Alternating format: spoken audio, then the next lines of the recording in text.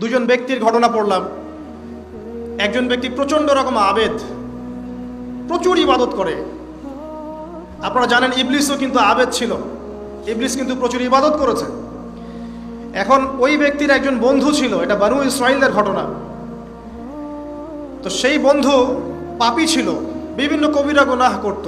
আর এই আবেদ ব্যক্তি বারবার তাকে নসিহত করত, গুনাহ ছেড়ে দাও, তুমি পাপ করছো, গুনাহ ছেড়ে দাও। তখন সেই ব্যক্তি যে পাপ করছে সে বলতো যে আল্লাহ কি তোমাকে আমার রক্ষক বানিয়েছেন? আল্লাহ কি তোমাকে আমার উপর দারোগা বানিয়েছেন?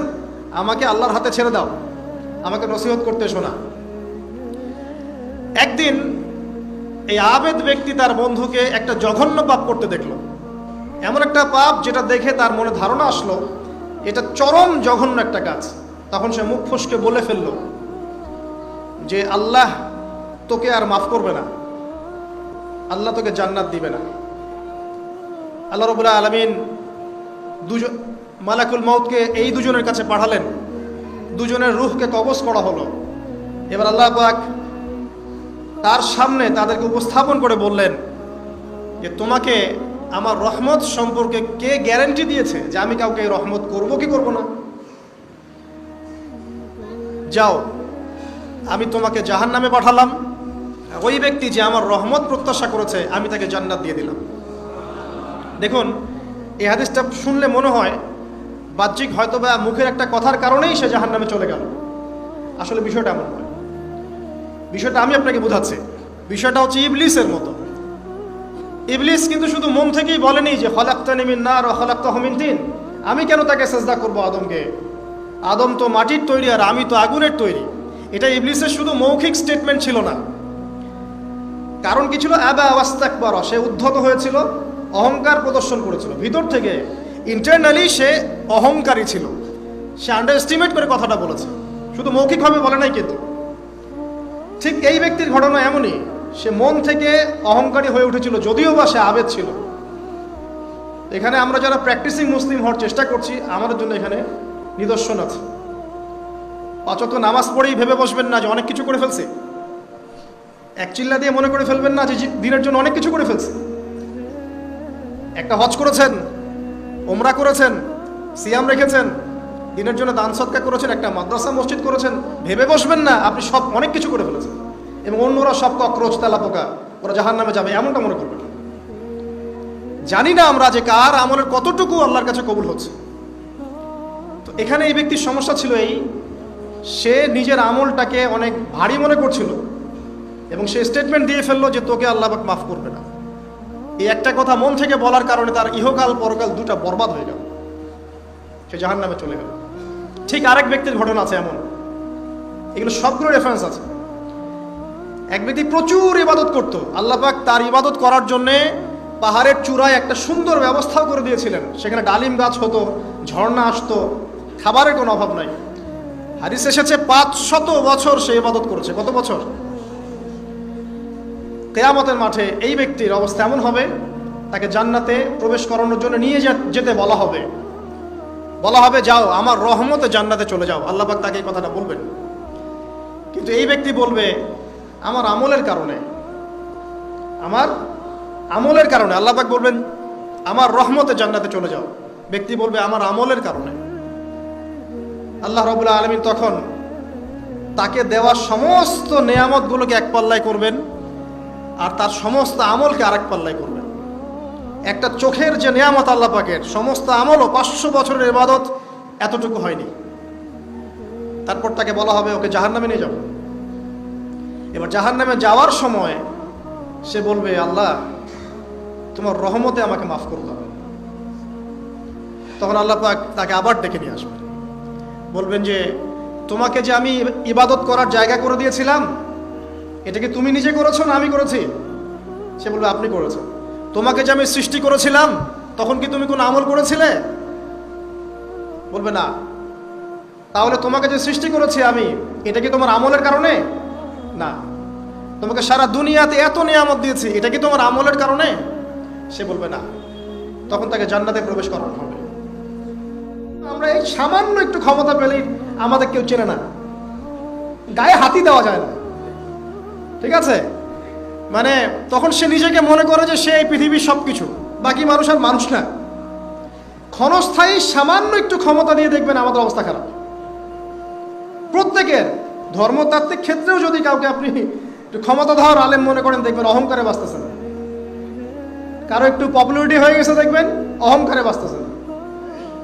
আইওয়াশ শোডাউনের জামানা তো এটা, যে যত পারে মানুষকে দেখাতে পারলে বাঁচে আর কি। কাজ হবে 5%, 95% হচ্ছে আইওয়াশ। যে কোনো জায়গায়, ধর্মতাত্ত্বিক জায়গা বলেন, social, economical, political, world affairs, কাউকে যদি আল্লাহ পাক যাররা পরিমাণ একটু ক্ষমতা দিয়ে দিয়েছেন, ব্যাস তাকে আর চেনা যায় না। যুলকারনাইনকে আল্লাহ পাক আলাইহিস সালাম মাশরিক মাগরিবের ক্ষমতা দিয়েছিলেন। যুলকারনাইন মনে আছে? কোন সূরা আছে যুলকারনাইনের কথা? সূরা কাহফ। আল্লাহ পাক তাকে এমন রহমত করেছিলেন যে মাশরিক মাগরিব মানে পূর্ব পশ্চিম পর্যন্ত তাকে রাজত্ব দিয়ে দিয়েছেন। এত দাপট ছিল তার, যেদিকে সেনাবাহিনী নিয়ে যেতেন সেদিকে বিজয় করতে পারতেন। পড়ে দেখেন। আর এই ব্যক্তি কিন্তু আলেকজান্ডার দ্য গ্রেট নয়। পশ্চিমারা এখানে আবার একটা ষড়যন্ত্র করেছে। তারা বলে এই ব্যক্তি ছিল আলেকজান্ডার দ্য গ্রেট। এটা ভুয়া কথা। তিনি একজন আল্লাহ পাকের বড় ওলি ছিলেন অথবা নবী ছিলেন। কি ছিলেন আল্লাহ পাক এটা কোরআনে বলেননি, স্পষ্ট করেন নাই। তা আমরা ধরে নিচ্ছি আল্লাহ পাকের তিনি একজন শুকরগুজার বান্দা ছিলেন।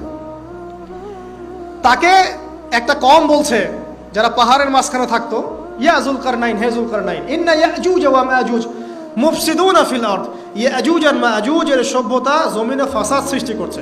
ফাহাল নাজআলু লাকা খরজান আলা আন তাজআলা বাইনানা ওয়া বাইনাহুম সাদ্দা, আমরা কি তোমাকে একটু ট্যাক্স দিব, খাজনা দিব, যে খাজনার বদৌলতে তুমি একটা প্রাচীর নির্মাণ করে দিবে, যে প্রাচীর নির্মাণ করলে ওরা আর আমাদের কাছে আসতে পারবে না। তখন এই প্রতাপশালী বাদশার স্টেটমেন্ট হচ্ছে এই, ক্বালা মা মাক্কান্নি ফীহি রাব্বি খায়র, আল্লাহ আমাকে যা দিয়েছেন তার পক্ষ থেকে এটা যথেষ্ট, তোমাদের এসব ট্যাক্সের দরকার নেই আমার। এই যে আল্লাহ পাকের রহমত দেখেন। ঠিক খিজির আলাইহিস সালামকেও দেখবেন, ওই তিনটা ঘটনা মনে আছে না? নৌকা ফুটা করা, বাচ্চাকে হত্যা করা, আর হচ্ছে কি ওই যে কি দেয়াল নির্মাণ করা। সূরা কাহফ আজকে বাসায় গিয়ে পড়েন। তাকে আল্লাহ পাক ভবিষ্যতের জ্ঞান দেখাচ্ছেন, ভবিষ্যতে কি হবে, যে জ্ঞানটা মুসা আলাইহিস সালামকে আল্লাহ পাক দেখাচ্ছেন না। মুসা আলাইহিস সালাম বলছেন কেন নৌকা ফুটা করলেন, কেন বাচ্চাকে হত্যা করলেন, কেন এই প্রাচীর নির্মাণ করলেন। আর খিদির আলাইহিস সালাম বলছেন যে জ্ঞান আল্লাহ তোমাকে দেন নাই তা আল্লাহ পাক আমাকে দিয়েছেন। আমি এই কারণে নৌকা ফুটা করছি, কারণ নৌকা ফুটা না করলে ভবিষ্যতে এই নৌকাটা সিজ করা হবে, ছিনতাই করা হবে। বাচ্চাটাকে হত্যা করেছে এই কারণে, এই বাচ্চা বড় হলে বড় কাফের হতো। দেয়াল নির্মাণ করেছে এই কারণে, এই দেয়ালের নিচে এই বাচ্চাদের এতিম দুই বাচ্চার গুপ্তধন রাখা আছে, ওর বাবা মা রেখেছে। এটা তুমি জানো না, আমি জানি।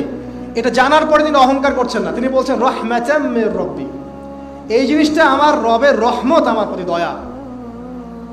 দুই শ্রেণীর মানুষ আপনি পাবেন। এক, যারা তাদের স্ট্যাটাস, প্রতিপত্তি, জ্ঞান এসবের অহংকার প্রদর্শন করবে। আর এক শ্রেণী যারা এগুলো আছে, যাদের এগুলো আছে, বাট তারা বলবে এগুলো হাযা মিন ফাদলি রব্বি, এগুলো আমার রবের রহমত। এখানে সফল দ্বিতীয় শ্রেণীর মানুষ, প্রথম শ্রেণীর নয়। ইউসুফের কথা মনে আছে? আলাইহিস সালাম কুয়ায় ছিলেন, কুয়ায়, কুয়া থেকে জেলে, কুয়া থেকে রাজপ্রাসাদে, সেখান থেকে জেলখানায়। জেলখানার একটা মানুষ যে পরবর্তীতে মিশরের শাসক হবে, কেউ কি ভেবেছিল? কেউ ভেবেছিল? ওই সময় কেউই ভাবে নাই। কিন্তু ওই মানুষটাকে আল্লাহ রাব্বুল আলামিন মিশরের রাজত্ব দিয়েছেন, যার মধ্য দিয়ে আল্লাহ পাক হাজার হাজার লক্ষ লক্ষ মানুষকে দুর্ভিক্ষের হাত থেকে বাঁচিয়েছেন। আল্লাহ পাকের পরিকল্পনা, রহমত দেখেন। প্রত্যেক আম্বিয়া কেরামের জীবনী পড়ে দেখেন, এরকম রহমতের অসংখ্য নিদর্শন কোরআনে এবং হাদিসে আছে। আসলে এখন যদি আল্লাহর রহমত পেতে চাই, তাহলে আসলে কি কি পয়েন্টস আমাদের কাজ করা দরকার, জাস্ট পয়েন্টসগুলো বলছি। এক নাম্বার হচ্ছে জ্ঞান অর্জন করতে হবে। যে জ্ঞান আল্লাহ পাক আদম আলাইহিস সালামকে শিখিয়েছেন, ওই জ্ঞান চর্চা যদি আমরা বাড়াই, ওহির জ্ঞানের চর্চা যদি আমরা বাড়িয়ে দেই, দেখবেন ইনশাআল্লাহ আল্লাহ পাক আপনার সম্মান, আপনার রিজিক, আপনার প্রতি করুণা, দয়া, মায়া, মহব্বত সব বাড়িয়ে দেবেন ইনশাআল্লাহ। এটা প্রথম পয়েন্ট। প্রিয় ভাইয়েরা, যারা আজকে লেকচার শুনছেন, যারা পরবর্তীতে অনলাইনে শুনবেন, ওহির জ্ঞানের চর্চা। আমি বলছি না আপনি ডাক্তার হবেন না, ইঞ্জিনিয়ার হবেন না, জেনারেল লাইনে পড়বেন না, এই কথা আমি বলতে যাবো না কখনো। কারণ আমি জানি, আর কেউ বলুক না বলুক, অ্যাটলিস্ট আমি জানি এই ওয়ার্ল্ডকে ডিল করতে হলে বর্তমান এইসব আধুনিক জ্ঞানের কোনো বিকল্প নাই। কিন্তু এই জ্ঞানটার সাথে কোরআন সুন্নাহর জ্ঞান থাকতেই হবে। যখন এই দুইটা জ্ঞান একত্রিত হবে, ইনশাল্লাহ এই জাতিকে ঠেকানোর কেউ থাকবে না ইনশাল্লাহ। এই সহজ সরল কথাটা আমরা বোঝাতে ব্যর্থ হচ্ছি, অথবা কিছু মানুষ ইন্টেনশনালি এটাকে ঘুরিয়ে ফিরে উল্টা ব্যাখ্যা করছে।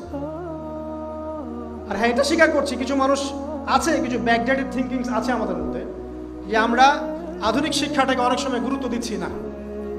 এটা ঠিক নয়, এটা আমার মত। পরিবেশ বজায় রেখে, ইসলামী পরিবেশ বজায় রেখে আধুনিক শিক্ষায় শিক্ষিত হতে কোনো সমস্যা আছে? আর আধুনিক এই শিক্ষাগুলো অন ইসলামিক শিক্ষা নয়।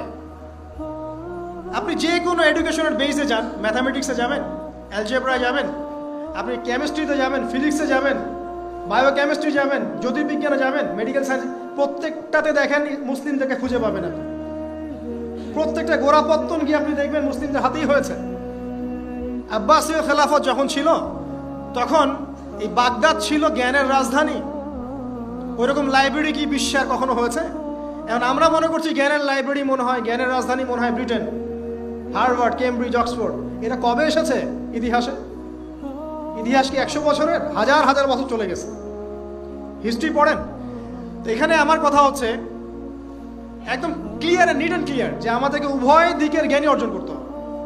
বোধ কোরআন সুন্নাহ এবং আধুনিক জ্ঞান, এই দুটো জ্ঞান যখন আপনি একত্রিত করবেন, ইনশাআল্লাহ দেখবেন আল্লাহ চাইতো কোরআন এবং সুন্নাহকে হাতে নিয়ে এই বিশ্বের চ্যালেঞ্জগুলোকে ফেস করা যাবে ইনশাআল্লাহ। আল্লাহ পাক তৌফিক দান করুন, আমিন। প্রথম যেটা বিষয়, আল্লাহ পাকের রহমত পেতে হলে আল্লাহর ওহীভিত্তিক জ্ঞানের চর্চা বাড়াতে হবে। এই জ্ঞানের চর্চা বাড়ালে ব্যক্তি, পরিবার, সমাজ, রাষ্ট্র সবাইকে আল্লাহ পাক সম্মানিত করবে ইনশাআল্লাহ। আল্লাহ পাক রহম করবেন, ক্ষমা করবেন, ইনশাআল্লাহ দুনিয়াতেও সফল করবেন, পরকালেও জান্নাত দিবে ইনশাআল্লাহ তাআলা। আর আমরা তো দেখলাম আল্লাহ পাকে জান্নাত দেওয়ার জন্য একটা ঘটনা যথেষ্ট। একটা কুকুরকে পানি পান করিয়েছে, একবার খালি বলেছে আল্লাহ তোমার ভয়ে কাজ করেছি, বাস। আবার জাহান্নামে যাওয়ার জন্য একটা ঘটনা এনাফ, খালি বলেছে যে আল্লাহ তোকে মাফ করবে না, বাস জাহান্নাম। আল্লাহ পাক জানেন এন্ড অফ দ্য ডে কে জান্নাতে যাবে আর কে জাহান্নামে যাবে। অহংকারের কোনো সুযোগই নাই। এক মিনিট একটা কথা বলতে চাই, যে এখন অনেক মুসলিমদের মধ্যে একটা ট্রেন্ড চলে আসছে, একটু ইসলাম প্র্যাকটিস করলেই অন্যকে আন্ডার এস্টিমেট করা শুরু করে না? এখন তো অনলাইনের যুগ, আর এখন তো কাজ করতে কোনো শ্রম লাগে না, খালি ঘরে বসে শুয়ে 2টা লাইন লিখলেই কাজ শেষ। ঘরে বসে শুয়ে ফেসবুকে 2টা লাইন লিখলেই কাজ শেষ। আর কনস্ট্রাকটিভ কাজের তো কোনো খোঁজ খবরই নাই। এগুলো সহজ, এই কারণে দেখা যায় বর্তমান যুগে সমালোচনা, গীবত, আন্ডার এস্টিমেট করা, এগুলোর সংস্কৃতি বেড়ে গেছে। এগুলোর মধ্য দিয়ে আমরা দিন পালন করার পরেও ক্ষতির মধ্যে আছি।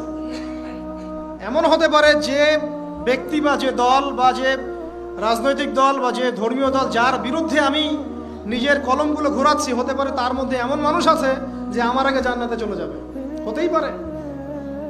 আর আমি যে নিজেকে এত বড় করে ফখর করছি, কে জানে এন্ড অফ দ্য ডে আমি জান্নাতে যাবো কি যাবো না? কোনো গ্যারান্টি আছে? কোনো গ্যারান্টি নাই। সো এখন আমরা যারা ইসলাম প্র্যাকটিস করছি, আমাদের সতর্ক হওয়া উচিত। নিজের পরকালের ফিকিরটা করি, আল্লাহ পাক বোঝার তৌফিক দান করুন, আমিন। 2 নাম্বার যেটা বলবো, যে রাসূলুল্লাহ সাল্লাল্লাহু আলাইহি ওয়াসাল্লামের রেখে যাওয়া যে আদর্শ এবং সুন্নত, এর চর্চা যারা বাড়িয়ে দিবে আল্লাহ পাক রহম করবে ইনশাআল্লাহ। সূরা আলে ইমরানের 31 নম্বর আয়াত পড়ে দেখেন, আল্লাহ পাক নিজে বলছেন, কুল ইন কুনতুম তুহিব্বুনাল্লাহ ফাত্তাবিউনি। হে নবী বলে দিন, তোমরা যদি আল্লাহর রহমত আর ভালোবাসা পেতে চাও তাহলে আমাকে অনুসরণ করো। আমাকে, যে বা যারাই নবী সাল্লাল্লাহু আলাইহি ওয়াসাল্লামকে অনুসরণ করবে আল্লাহ তার প্রতি দয়া করবে ইনশাআল্লাহ। শুধু দয়াই না, ইয়াগফির লাকুম যুনুবাকুম, তোমাদের সমস্ত গুনাহ আমি মাফ করে দেব। আল্লাহু গফুর রহিম। সুন্নতের চর্চা বাড়িয়ে দেই। শুধু তাই নয়, কেউ যদি নবী সাল্লাল্লাহু আলাইহি ওয়াসাল্লামের উপরে বেশি বেশি দরুদ শরীফ পড়ে, আল্লাহুম্মা সাল্লি আলা মুহাম্মাদ ওয়া সাল্লিম পড়তেই থাকে, দরুদ ইব্রাহিম বা সংক্ষিপ্ত দরুদগুলো, আল্লাহ পাক একবার দরুদ পড়লে 10 বার রহম করবে ইনশাআল্লাহ। যেই নবীর আদর্শ মেনে চললে আল্লাহ পাক ভালোবাসবেন, সেই নবীর নাম উচ্চারিত হলে দরুদ পড়লেও আল্লাহ পাক রহম করবে ইনশাআল্লাহ। 4, সৃষ্টির সেবা করলে রহম পাওয়া যাবে। আল্লাহ পাক বলছেন, তোমরা সৃষ্টির সেবা করো, মানবতার সেবা করো, জমিনবাসী যারা আছে ওদের প্রতি রহম করো, আল্লাহ তোমাদের প্রতি রহম করবে ইনশাআল্লাহ। 5, রহমত পেতে হলে আল্লাহর জিকির বাড়িয়ে দিতে হবে। আল্লাহর জিকির মানে সকাল সন্ধ্যা আল্লাহ পাকে যত জিকির আজগার আছে এগুলো ছাড়া যাবে না। চলতে ফিরতে অলওয়েজ আল্লাহকে ডাকতে হবে, সুবহানাল্লাহ, আলহামদুলিল্লাহ, ওয়া লা ইলাহা ইল্লাল্লাহ, আল্লাহু আকবার, লা হাওলা ওয়া লা কুওয়াতা ইল্লা বিল্লাহ। যে কাজ আপনি করছেন ওই কাজের মধ্যেই জিকির বাড়াতে হবে। যে যত বেশি আল্লাহ পাকে জিকির করবে তার কলব তত জিন্দা থাকবে। এবং যার কলব জিন্দা থাকবে, যার কলবের মধ্যে নূর থাকবে, আল্লাহ পাকের নূর তার কলবে আসবে ইনশাআল্লাহ তাআলা। 6, বেশি বেশি কোরআন তেলাওয়াত বাড়িয়ে দিতে হবে। কোরআন তেলাওয়াত যারা বাড়িয়ে দিবে, এই কোরআনের বদৌলতে আল্লাহ পাক তার প্রতি রহম করবে ইনশাআল্লাহ। আরও বলবো 7 নাম্বার, যে সালাত এর কোনো বিকল্প নাই। নবী সাল্লাল্লাহু আলাইহি ওয়াসাল্লাম ইন্তেকালের আগ মুহূর্তে বলে যাচ্ছেন, আসসালাত ওয়াসসালাত ওয়া মা মালাকাত আইমানুকুম, নামাজের যত্ন নিও, নামাজের যত্ন নিও, আর তোমাদের অধীনস্থ যারা আছে ওদের ব্যাপারে খেয়াল রেখো। নামাজ নাই ইসলাম নাই, নামাজ আছে তো ইসলাম আছে। তো নামাজের তাবেদারি যারা করবে, 5 ওয়াক্ত নামাজ ঠিকঠাক মতো করবে, ইনশাআল্লাহ অবশ্যই আল্লাহ পাক তাদের প্রতি রহম করবেন ইনশাআল্লাহ। আরও বলতে চাই তাহাজ্জুদের কথা। যারা একটু তাহাজ্জুদের নামাজে অভ্যস্ত হতে পারবেন, ওই সময়টা আল্লাহ পাকের রহমত নেমে আসে, বর্ষিত হয়। যারা তাহাজ্জুদের সালাতে অভ্যস্ত হবে, আল্লাহ পাক তাদের প্রতি রহম করবে ইনশাআল্লাহ তাআলা। 9 বলতে চাই দিনই মেহনত বাড়িয়ে দেওয়া। যাদের ফিকির দিনকে নিয়ে, কিভাবে আমি দিন পালন করব, কিভাবে দিনের প্রচার করব, দিনের জ্ঞান অর্জন করব, এর প্রসার ঘটাবো, দিনটাকে মানুষের কাছে পৌঁছে দিব, এই ফিকির যাদেরকে তাড়িয়ে বেড়ায়, ইনশাআল্লাহ আল্লাহ পাক ওদেরকে এই জমিনে রহম করবে ইনশাআল্লাহ। আল্লাহ পাক দাওয়াতি কাজ বাড়িয়ে দেন, দিনের ফিকির বাড়িয়ে দেন, ইনশাআল্লাহ তাআলা আল্লাহ পাকের রহমত পাওয়া যাবে ইনশাআল্লাহ। আরেকটা কথা আছে, 10-এ গিয়ে বলবো পিতামাতার খেদমতের কথা। পিতামাতার খেদমত এমন একটা জিনিস যেটা করলে পরে আল্লাহর রহমত নেমে আসে। একজন ব্যক্তি কবিরা গুনাহ করেছে, নবীর কাছে গিয়ে বলছে, আমার ক্ষমার কি কোনো রাস্তা আছে? নবী সাল্লাল্লাহু আলাইহি ওয়াসাল্লাম বলছেন, তোমার মা কি বাসায় আছে, জীবিত আছে? হ্যাঁ জীবিত আছে, বাসায় যাও, তোমার মায়ের খেদমত করো, তোমার সমস্ত গুনাহ মাফ হয়ে যাবে। আপনার ওয়াইস কারণীর নাম শুনেছেন না? তাকে এত বড় মর্যাদা দেওয়া হবে কি আমাদের মাঠে। এর পিছনে কারণ কি জানেন? সেই ব্যক্তি মাশাআল্লাহ তার মায়ের খেদমত করত। 3 বার বলেছেন নবী সাল্লাল্লাহু আলাইহি ওয়াসাল্লাম, আমাদের সবচেয়ে সেরা এবং ভালো ব্যবহার পাওয়ার অধিকার হচ্ছে মায়ের, তারপরে মায়ের, তারপরেও মায়ের, তারপর বাবার। পিতামাতার খেদমত করলে আল্লাহর রহমত নেমে আসে। আর একজন ব্যক্তি বলছিল, আমার বাসায় তো মাও নাই ইয়া রাসূলুল্লাহ, আমি কি করব? তখন নবীজি বলছেন, তোমার কি খালা আছে? খালা বেঁচে আছে? খালা বেঁচে আছে, খালার খেদমত কর। এখনকার এই বিশ্বে দেখেন সম্পর্কগুলো কিন্তু ভেঙে যাচ্ছে। পিতা মাতা, ভাই বোন, আত্মীয় স্বজন, প্রতিবেশীর তো খবরই নেই। আমি তো জানি না আমার পাশের ফ্ল্যাটে কে থাকে। হ্যাঁ, অবস্থা এমন। তো সমাজের উপকার করলে, জনকল্যাণমূলক কাজ করলে, পিতামাতার খেদমত করলে, আত্মীয়তার বন্ধন অটুট রাখলে এবং অন্যের সমস্যার সমাধান করার জন্য মানব সেবামূলক কাজ করলে আল্লাহর রহমত নেমে আসে। আজকে আমি 10টা বলেছি, ছাড়া আরও অনেক কাজ আছে যেগুলো নিয়মিত করতে থাকলে আল্লাহ রাব্বুল আলামিনের রহমত নেমে আসে। মোটা দাগে জ্ঞান অর্জন, মোটা দাগে নবী সাল্লাল্লাহু আলাইহি ওয়াসাল্লামের সুন্নাহ অনুসরণ, আল্লাহর ওহীর জ্ঞানের প্রচার প্রসার ঘটানো, দিনকে নিয়ে ভাবা, দিনের ফিকির করা, কোরআন তেলাওয়াত বাড়ানো, জিকির বাড়ানো, বেশি বেশি ইস্তেগফার করা, তওবা করা, বেশি বেশি ইস্তেগফার করা, আল্লাহর কাছে দোয়া করা, নামাজ তাহাজ্জুদ বাড়িয়ে দেয়া, আত্মীয়তার সম্পর্কগুলো বজায় রাখা, ঠিক আছে, আল্লাহ পাকের জমিনে দিনের প্রচার প্রসারের চেষ্টা করা, এবং সর্বোপরি ঈমান, ইসলাম এবং তাকওয়া বজায় রেখে যারা চলবে, ইনশাআল্লাহ আল্লাহ পাক এই দুনিয়াতেও তাদের প্রতি রহম করবেন ইনশাআল্লাহ, পরকালেও তাদের প্রতি রহম করবেন ইনশাআল্লাহ আযজা ওয়া জাল। সর্বশেষ একটা হাদিস বলে শেষ করছি। রাসূলুল্লাহ সাল্লাল্লাহু আলাইহি ওয়াসাল্লাম বলেছেন,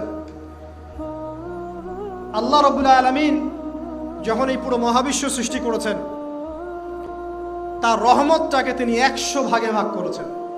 কত ভাগে? 100 ভাগে। তার অনলি একটা ভাগ, মাত্র একটা ভাগ আল্লাহ রাব্বুল আলামিন পুরো মহাবিশ্বে ছড়িয়ে দিয়েছেন, এক ভাগ। আর আপনাদেরকে আমি অন্য একটা লেকচারে বলেছিলাম, সমুদ্রের ধারে যখন আপনি হাঁটবেন বা নদীর তীরে যখন আপনি হাঁটবেন, ওখানে একটা বালুর যে পরিমাণ অবস্থান, এই পুরো মহাবিশ্বে কিন্তু পৃথিবীর অবস্থান তার চেয়েও কম। যারা সায়েন্স পড়েছেন তারা জানেন, পুরো মহাবিশ্বে পৃথিবীর অস্তিত্ব এর চেয়েও কম, একটা বালুর কণার চেয়েও কম। মহাবিশ্ব এত বড়, এই পুরো মহাবিশ্বে আল্লাহ পাক 1 ভাগ রহমত বন্টন করে দিয়েছে সৃষ্টিজীবের মধ্যে। এতে করে আপনি দেখবেন একটা কুকুর পর্যন্ত তার বাচ্চাকে কিন্তু আদর করে, একটা গাভী তার বাচ্চার গা পরিষ্কার করে, তাই না? আর আমরা তো আমাদের বাচ্চাদের জন্য যা করি আপনারা দেখতে পাচ্ছেন। বাকি 99 ভাগ রহমত আল্লাহ রাব্বুল আলামিন তার নিজের কাছে গচ্ছিত রেখেছেন, যা দিয়ে কিয়ামতের মাঠে আল্লাহ পাক বান্দাদেরকে মাফ করবেন ইনশাআল্লাহ। অতএব সর্বশেষ কথা হচ্ছে, আমরা যারা আল্লাহ থেকে দূরে আছি, হতাশ হওয়ার কোনো কারণ নেই। লা তাকনাতু মির রাহমাতিল্লাহ। নামাজ পড়ছেন না, আজকেই ফিরে আসেন। রোজা রাখেন নাই, আজকেই ফিরে আসেন। নামাজ এবং রোজা যা রাখেন নাই ক্যালকুলেট করেন, কত ওয়াক্ত নামাজ পড়েন নাই, কত মাসের রোজা রাখেন নাই, রাখার কাজা করার চেষ্টা করেন। যাকাত দেন নাই, হিসেব করেন, যাকাত দিয়ে দেন। সুদ খেয়েছেন, তওবা করে আজকেই ফিরে আসেন। জেনা করেছেন, আজকেই ফিরে আসেন। মানুষকে ঠকিয়েছেন, তার টাকা ফেরত দিয়ে দেন। সম্পত্তি জোর করে আত্মসাৎ করেছেন, ফেরত দিয়ে দেন। দিয়েছেন, গোপনে তাকে গিয়ে বলেন, ভাই আপনাকে গালি দিয়েছিলাম, আমাকে মাফ করে দিন। আজকেই ফিরে আসেন। লা তাকনাতু মির রাহমাতিল্লাহ, ইন্নাল্লাহা ইয়াগফিরু যুনুবা জামিআ। আল্লাহ পাক সমস্ত গুনাহ মাফ করবেন ইনশাআল্লাহ তাআলা। অতএব তরুণ সমাজে যারা হতাশ, পাপে নিমজ্জিত আছো, নামাজ পড়ছো না, হারাম অ্যাফেয়ার্সে আছো, মাদক খাচ্ছ, এইসব অশ্লীল কাজে সময় নষ্ট করছো, বেপরদায় ঘুরছো, হ্যাঁ, পিতামাতার সাথে রুড বিহেভ করছো, তোমার বয়সটাকে নষ্ট করছো, দিনের জন্য 3 দিন সময় লাগাতে পারলে না, কোরআন পড়া শিখতে পারলে না, কিছুই করছো না, হতাশ হয়েও না। মন থেকে, ভিতর থেকে আল্লাহকে ডাকো। মন থেকে আল্লাহকে ডেকে একটা বার আল্লাহ দিকে ফিরে এসে দেখো, ইনশাআল্লাহ তাআলা দেখবা এখানে যে শান্তি আছে সারা দুনিয়ার কোথাও সে শান্তি পাবা না ইনশাআল্লাহ। এবং এই শান্তি নিয়ে তুমি যদি দুনিয়ার জীবন শেষ করতে পারো, তোমার কবর হবে শান্তিময়, তোমার হাসর হবে শান্তিময়, পুলসিরাত শান্তিময় হবে ইনশাআল্লাহ। হাসতে হাসতে তুমি জান্নাতে চলে যাবে ইনশাআল্লাহ। আমরা আজকের মতো এখানে শেষ করছি এই দোয়া করে যে আল্লাহ রাব্বুল আলামিন আমাদের সবাইকে যেন রহম করেন এবং তার রহমত পাওয়ার জন্য যোগ্য হওয়ার তৌফিক আল্লাহ পাক আমাদেরকে দান করেন। এবং যেই কাজগুলো করলে পরে আল্লাহর রহমত থেকে মানুষ বঞ্চিত হয়, এই কাজগুলো দূরে থাকার তৌফিক আল্লাহ রাব্বুল আলামিন আমাদের সবাইকে দান করেন। আমাদের উচিত দিনে কমপক্ষে 100 বার করে হলেও আলহামদুলিল্লাহ পড়া যাবে। যে কোনো অবস্থাতে আলহামদুলিল্লাহ, আলহামদুলিল্লাহ। ভাই কেমন আছেন? আলহামদুলিল্লাহ। ভাই পরিবার কেমন আছে? আলহামদুলিল্লাহ। ভাই চাকরি কেমন আছে, চলছে কেমন? আলহামদুলিল্লাহ। ব্যবসা কেমন? আলহামদুলিল্লাহ। এটা হচ্ছে সেই বান্দা নিদর্শন যার মনের মধ্যে আল্লাহর প্রতি ভক্তি শ্রদ্ধা আছে, যার মনের মধ্যে আল্লাহর নূর আছে। তার নিদর্শন হচ্ছে সে সব সময় শুকরিয়া আদায় করবে। একটা এক্সাম্পল দিচ্ছি, দেখেন, ইব্রাহিম আলাইহিস সালাম ওই প্যালেস্টাইনে থাকতেন, আর এই যে এইখানে মক্কায় তার একজন স্ত্রী হাজারা আলাইহিস সালাম, ওইখানে একজন স্ত্রী সারা আলাইহিস সালাম। মনে আছে ঘটনা? আচ্ছা, তিনি আসলেন বাসায়, দরজায় নক করছেন যে বাসায় কে আছে? দরজার পিছন থেকে বলা হচ্ছে যে আমি। তিনি বলছেন ইসমাইল কোথায়? তখন আওয়াজ আসছে ইসমাইল শিকার করতে গেছে। তারপরে তাকে বলা হচ্ছে তোমরা কেমন আছো, স্বামী স্ত্রী তোমরা কেমন আছো? তো স্ত্রী জবাব দিচ্ছে আমরা ভালো নাই, আমাদের ঘরে অনেক অভাব, আমাদের অনেকের স্ত্রীর মতো। আছে না এরকম? সারা জীবন করে যাবেন, একটা কথাই শুনবেন শেষ বয়সে গিয়ে, জীবনে কিছুই পাইলাম না তোমার কাছে। নিজের মাথার ঘাম পায়ে ফেলে করতেই থাকবেন, করতেই থাকবেন, করতেই থাকবেন, করতেই থাকবেন, কিন্তু আপনি শুনতেই থাকবেন, শুনতেই থাকবেন, কিছুই করলাম না, কিছুই পাইলাম না, কিছুই পাইলাম না। অমুক ভাবি কত ভালো আছে, অমুক কত ভালো আছে, অমুকের এত আছে, অমুকের তত আছে। সুবহানাল্লাহ। এটা আমাদেরই দোষ। কারণ বিয়ে করার সময় যারা দিনদারিতা না দেখে শ্বশুরের সম্পত্তি দেখবেন, সৌন্দর্যকে বেশি প্রাধান্য দিবেন, নিজের হারাম প্রেমকে বেশি প্রাধান্য দিবেন, নিজের ওই বংশমর্যাদা ইত্যাদি ইত্যাদিকে বেশি প্রাধান্য দিবেন, তখন তো আফসোস করতেই হবে, কিছু করার নাই। তো ওই যে স্ত্রী বলছে আমরা ভালো নাই, ইসমাইল শিকার করতে গেছে, আমরা ভালো নাই, একবেলা খাই একবেলা খেতে পারি না, ভালো নাই। ইব্রাহিম আলাইহিস সালাম বলছেন ঠিক আছে, ইসমাইল বাসায় আসলে ওকে বলো যে তার বাবা এসেছিল, আর তাকে বলো যে ঘরের চৌকাঠটা যেন পরিবর্তন করে। কথা কি বুঝতে পারছেন? ইসমাইল আলাইহিস সালাম আসলেন, একজন বৃদ্ধা লোক এসেছিল বাসায়, তোমার বাবা পরিচয় দিয়েছে। কি বলেছে? বলেছে যে ঘরের দরজা যেন পরিবর্তন করি। তখন তিনি বলছে তুমি কি এমন বলেছিলে যে যার কারণে এই কথাটা বলেছে? তো তিনি বলছেন আমি বলেছি আমরা ভালো নাই, আমরা অভাবে আছি, তুমি শিকারে গেছো ইত্যাদি। তখন তিনি বলছেন তুমি ভুল করেছো, তিনি আমার বাবা ছিলেন, তিনি একজন নবী, তিনি ইনডাইরেক্টলি আমাকে বলেছেন আমি যেন তোমাকে তালাক দেই। এক কথায় তালাক হতে পারে? দিনদারিতা না থাকলে তালাক দেয়া যায়?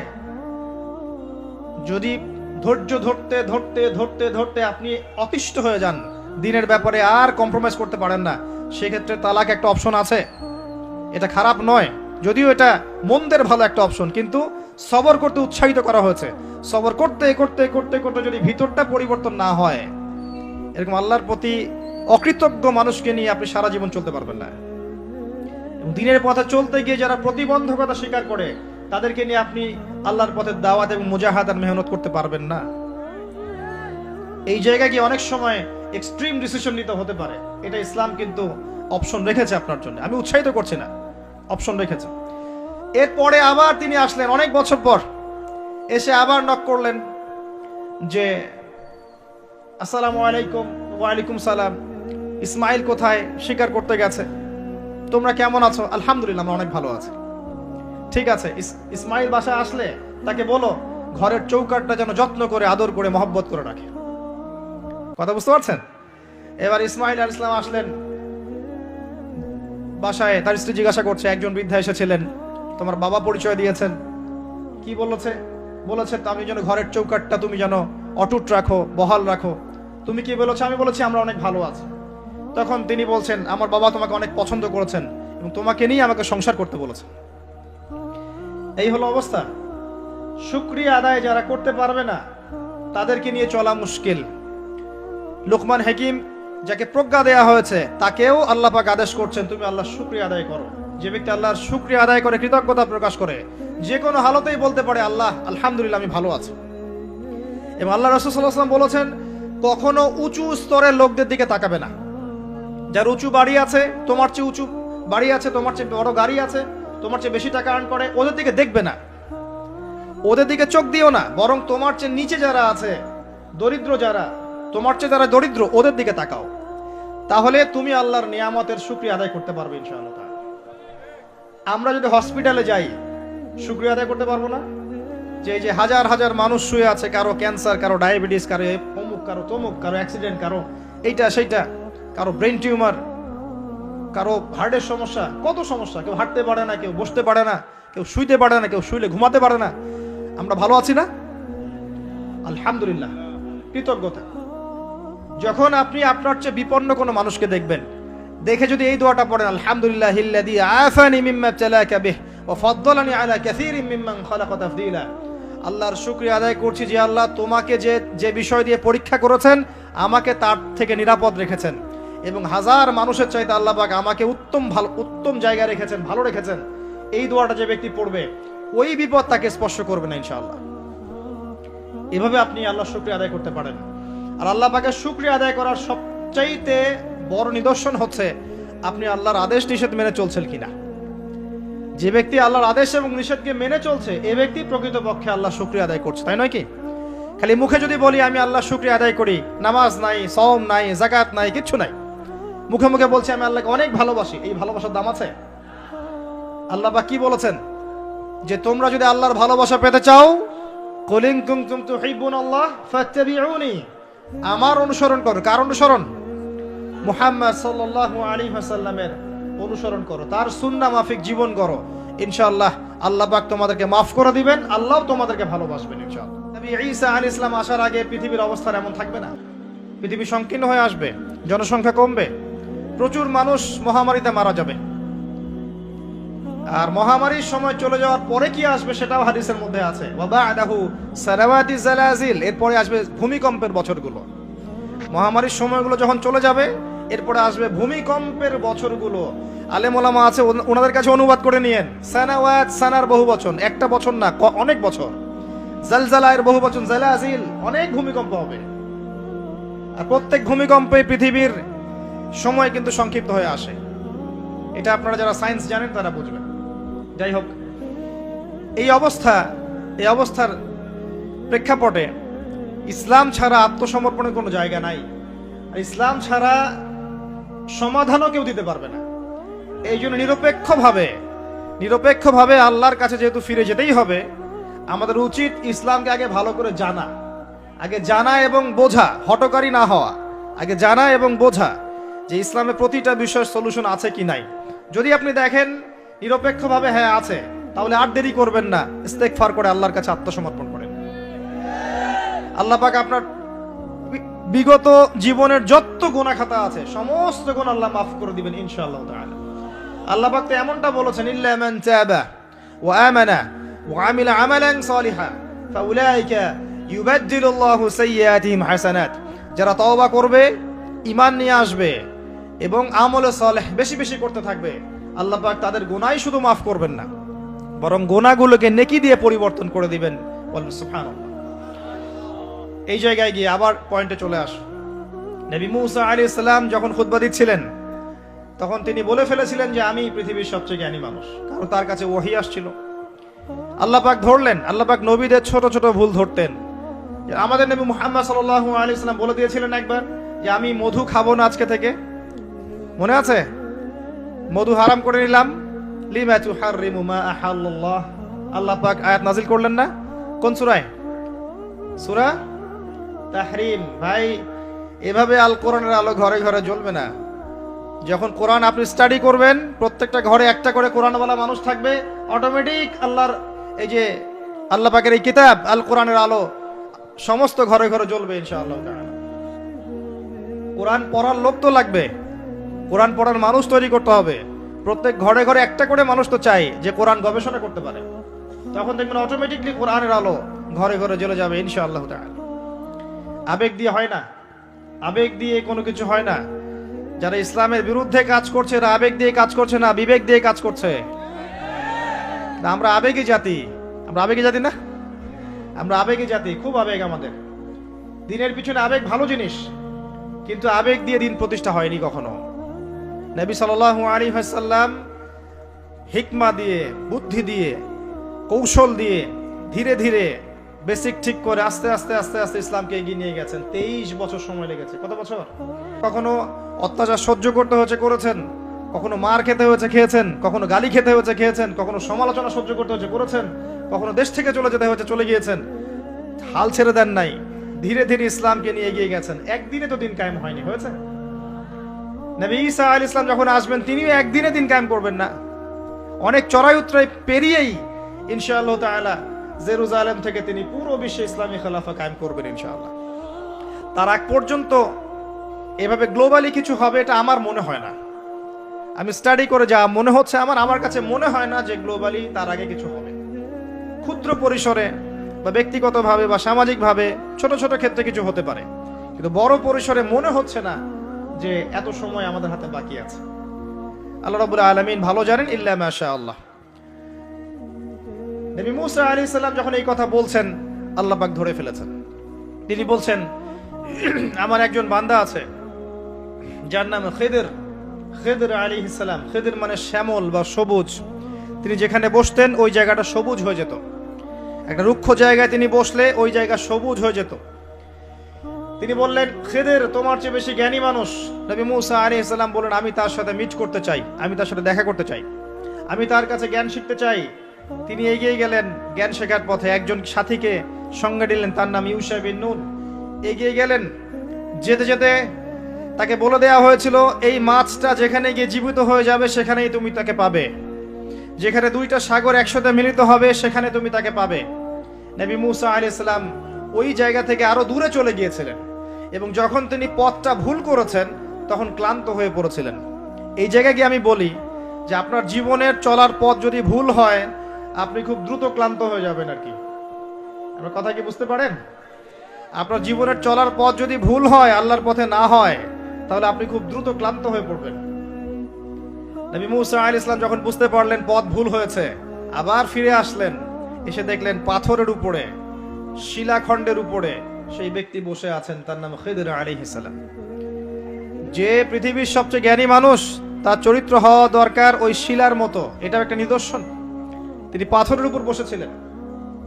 খিদর আলাইহিস সালাম, নবী মুসা আলাইহিস সালাম বললেন, আমি আপনার কাছে জ্ঞান শিখতে চাই। আমি শুনেছি আপনাকে আল্লাহর পক্ষ থেকে জ্ঞান দেওয়া হয়েছে। তিনি কিন্তু নবী নন।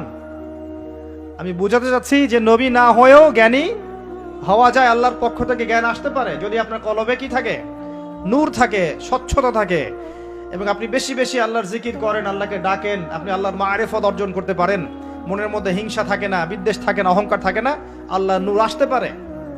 এই যুগেও সম্ভব ইনশাআল্লাহ তাআলা। হাল আত্তাবিউকা আলা আন তুআল্লিমানি মিম্মা উল্লিমতা রুশদা। মূসা আলাইহিস সালাম বলছেন, আমি কি আপনার সাথে সফর সঙ্গী হতে পারি? এই শর্তে যে আপনি আমাকে জ্ঞান শেখাবেন, যেই জ্ঞান আল্লাহ আপনাকে শিখিয়েছেন। এবার খিদর আলাইহিস সালাম বলছেন, ইন্নাকা লা তাসতাতিআ মাইয়া সাবরা, তুমি তো আমার সাথে ধৈর্য ধরতে পারবে না। সুবহানাল্লাহ, একজন নবীকে বলছেন, একজন নবীকে একজন মানুষ বলছেন, তুমি তো আমার সাথে ধৈর্য ধরতে পারবে না। আপনি মনে করেন একটা স্কুলের টিচার 100টা বাচ্চাকে পড়াচ্ছেন, পরীক্ষার আগে আপনি বলে দিলেন যে 1 বছর আমি তোমাদেরকে পড়িয়েছি, তুমি অমুক আব্দুল্লাহ ফার্স্ট হতে পারো, আর তুমি আব্দুর রহমান তুমি ফার্স্ট হতে পারবে না, তুমি হবে লাস্ট। আপনার অভিজ্ঞতা, আপনি 1 বছর পড়িয়েছেন, আপনি দেখলেন রেজাল্ট ঠিক তাই হলো, আব্দুল্লাহ ফার্স্ট হয়েছে, আব্দুর রহমান লাস্ট হয়েছে। এর মানে কি এই টিচার গায়েব জানে? গায়েব জানে? তার ইলম, তার প্রজ্ঞা, তার অভিজ্ঞতা। নবী মূসা আলাইহিস সালামকে বলছেন তিনি, খিদর আলাইহিস সালাম, ইন্নাকা লান তাসতাতিআ মাইয়া সাবরা, তুমি আমার সাথে ধৈর্য ধরতে পারবে না। মানে গল্পের শেষে আপনি গিয়ে দেখবেন তিনি আসলেই ধৈর্য ধরতে পারেন নাই। তো মূসা আলাইহিস সালাম বলেন, ইনশাআল্লাহ আমি ধৈর্য ধরবো, আমি ধৈর্য ধরবো ইনশাআল্লাহ, এবং আমি আপনার কাজে কোনো বিঘ্ন সৃষ্টি করব না। আচ্ছা ঠিক আছে, চলো। গল্প অনেক বড়, আমি সংক্ষেপে বলছি। 3টা ঘটনা ঘটেছে। একবার নৌকা ফুটা করে দিয়েছেন খিদর আলাইহিস সালাম, দ্বিতীয়বার একজন বালককে হত্যা করেছেন, আর তৃতীয়বার একটা দেয়ালকে নির্মাণ করেছেন, দেয়ালটা পড়ে গিয়েছিল, কোনো পারিশ্রমিক নেননি, ফ্রি অফ কস্ট দেয়াল নির্মাণ করেছেন। নবী মূসা আলাইহিস সালাম প্রত্যেকবার বলছেন যে আপনি এই কাজটা কেন করলেন, আপনি এই কাজটা কেন করলেন, বারবার জিজ্ঞাসা করছেন, ইন্টারফেয়ার করছেন। এবং খিদর আলাইহিস সালাম বলছেন, আমি কি বলিনি তোমাকে, আলাম আকুল লাক ইন্নাকা লান তাসতাতিআ মাইয়া সাবরা। এক পর্যায়ে যখন তিনি তৃতীয় প্রশ্নের উত্তর দিতে পারলেন না, সবর করতে পারলেন না, তখন খিদর আলাইহিস সালাম বলেন, হাযা ফিরাকু বাইনি ওয়া বাইনাক, এই হচ্ছে তোমার আমার পার্থক্য, আর একসাথে চলা হলো না। তবে যাওয়ার আগে আমি তোমাকে জানিয়ে দেব কেন আমি এই কাজগুলো করেছি।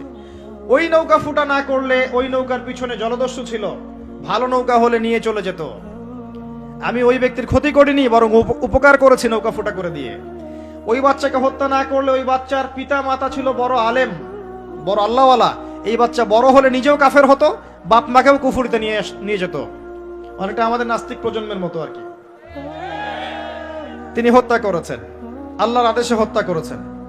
আর ওই যে দেয়াল নির্মাণ করেছি, এই দেয়ালের নিচে ছিল 2জন এতিম বালকের রেখে যাওয়া পৈতৃক সম্পত্তি।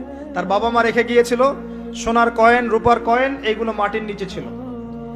তারা বড় হয়ে যেন এটা পায়, অন্য কেউ সিজ করতে না পারে, এই জন্য আমি এখানে দেয়াল নির্মাণ করেছি, কোনো পারিশ্রমিক